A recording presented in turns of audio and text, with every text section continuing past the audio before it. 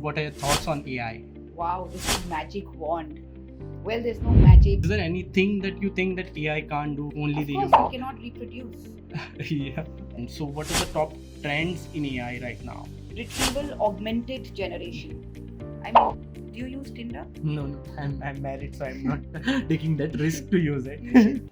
So today we have Miss Neha Mudgil from TechWith Consulting. She is a co-founder and CEO of TechWith Consulting. Namaste, Neha ma'am. Namaskar. So we will be talking about the AI, how it is in the industries, and we will be having a conversation around it. So let's start with it. So taking a broad question for this. So what are your thoughts on AI and the in the industry right now? So I think AI is a buzzword. Yeah. When ChatGPT came, everybody thought that, wow, this is magic wand. Well, there's no magic. There's a lot of computational data behind. There's a lot of statistical models that are built to make AI work. Having said that, the way it gets operational excellence in a lot of things that you're trying to do, it's definitely going to change the landscape of how we work, how we look at things, how we analyze things, how we report things. So it's going to be a game changer in many ways in the industry, and no industry is going to be untouched, whether it is pharmaceutical, manufacturing, IT. Every industry is going to be touched by the AI. Yeah, is there anything that you think that AI can't do and it's only Of the course, human? it cannot reproduce. Yeah. Well, jokes apart, there's a lot of things AI cannot do, right? Yes. AI cannot create strategies because Mhm. it does not know the ecosystem that I'm in. Yeah. It cannot tell me decisions like should I, the commercial value of a project, for Mhm. example, should be X or Y. It doesn't know, why a certain Yeah. decision is being taken, so it cannot replace decision making. But it Mhm. can start doing the mundane task. It can create a proposal for me. It can tell me, what the market standards of a quality delivery of UX design is. Yeah. It can probably create a wireframe for me. But from that, I have to take it up and build on it to be able to take strategic decisions. So that is something that AI, at least today as we know it, Mhm. cannot do, and for many years to come would Mhm. not be able to do. So let's talk about the trends. So what are the top trends in AI right now?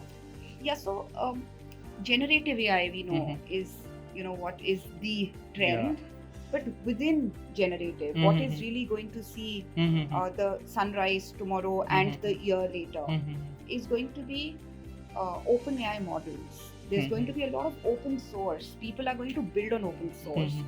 They're going to find out, investigate, diagnose use cases within their organizations, which can be then built on AI as an open source Yeah. and be able to deliver. So that's going to be one large thing. In fact, even last year's GitHub data shows huge interest from the developer community into open source AI projects. Yeah. So it's definitely on the rise. The second thing that's going to be there is what is called RAG, Retrieval Augmented Generation. In RAG, like we all know that AI models, whichever they are, they hallucinate. They sometimes tell you wrong information. They sometimes are not able to give you the right answers. They sometimes fake information, right? So retrieval automated generation is what data scientists and developers are working on, which will help in reducing hallucinations, which means that the AI models will get more and more accurate and will be able to predict better. The third trend that I see increasingly is multimodal models.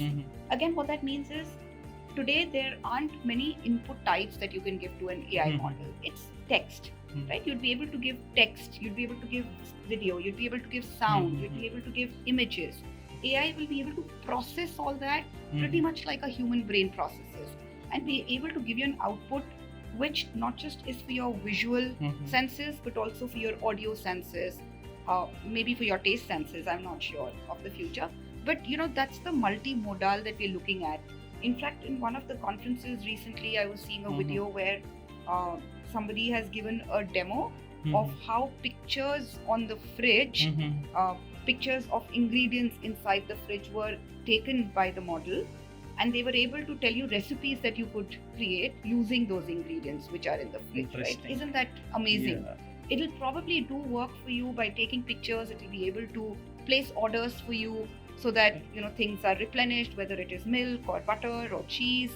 So it can, by input of an image or a sound, maybe burglary, there's sound and I can alarm the police that Yeah. there's a burglary here perhaps.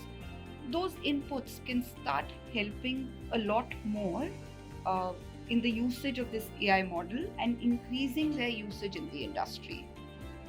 Interesting. So there are a lot of things that can be Yes, sure. in It's future a in bright, terms of AI. bright future. Yeah, interesting. And talking about AI, how it is impacting the workforce as well. If I talk specifically for the industries who are taking help of AI right now.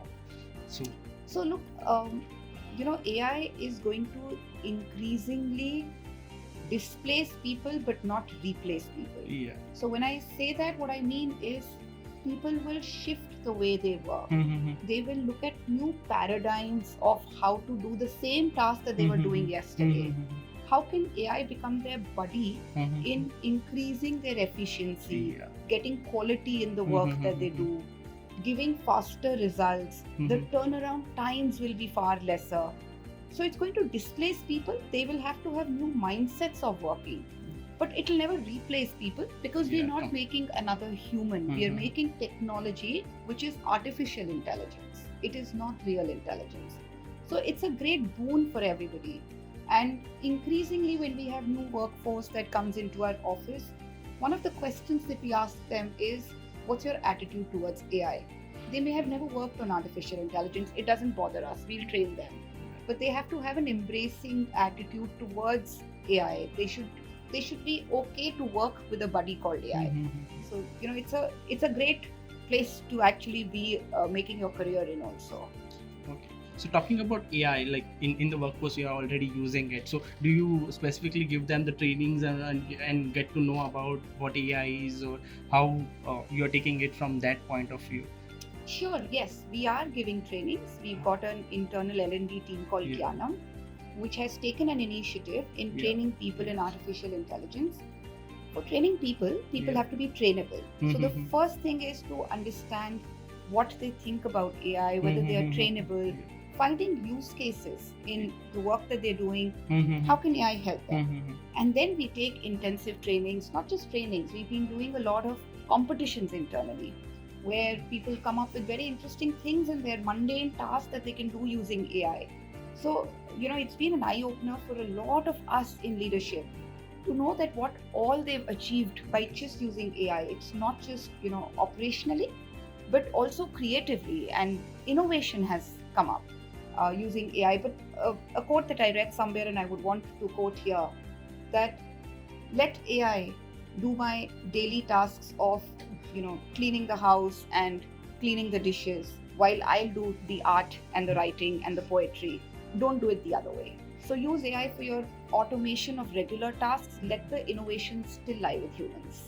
So is there anything else that you want to add to this conversation, or you want to Yeah, I think I want to tell people that the whole myth around AI will take my job should be dropped. Yes. What people should do is, whatever courses they can take up in AI, whatever articles they can read on AI, start gathering information, start using these tools, whether it is as small as writing an email using ChatGPT. Start there, and then you'd start understanding the value of it and build on that value, build use cases to whatever you're doing, whatever little or large that you do in the organization. So, what are your final thoughts on AI? Like, if you want to share something, and if you want to say something related to AI, more whatever we have discussed. I think I'd wrap it up by saying that AI needs to be adopted with open arms, embrace it, use it. Even if you start by writing emails through ChatGPT, give it a start. Because once you start, you'll realize the magic of this technology, and you'd be able to adapt it more. Not just in your professional life, also in your personal life, you should start it. I mean, Do you use Tinder? No, no, I'm married, so I'm not taking that risk to use it. You should, if you look at Tinder and how Yeah. Tinder has adapted to AI, which is, talking of your personal life, Yeah. Tinder helps you get the right profiles, the Mhm, logics mhm, that they use, the mhm. predictions that they do. Yeah. It helps you make wonderful profiles. There are certain apps that you can integrate within your Tinder, which can also help you look better. It'll give you a glow on your face. So it does all of that magic Yeah. using AI. I am not asking you to fake your profile. I'm just asking you to enhance your Yeah. profile, right? So you can use this technology in multiple ways Mhm, in mhm. your personal life, in your Mhm, professional mhm. life. Start somewhere. Yeah, interesting. And this is not like someone who is in industries who are using AI. It's for the person as well who are using AI It's for for their everybody. personal life. It's for Yeah, it's for everybody. It's everybody. got great use cases for Mhm, elderlies, mhm, their healthcare. Where yeah. if you wear an AI band, it can Mhm, predict a heart attack. It yeah. can predict diabetes shoot up. Mhm. So there's a lot of things that can be done in your personal life using AI. Yes, interesting. Thank you. Thanks a lot for Thank you, giving your Mohar. time, and it Thank you. was really a nice session. Thank you.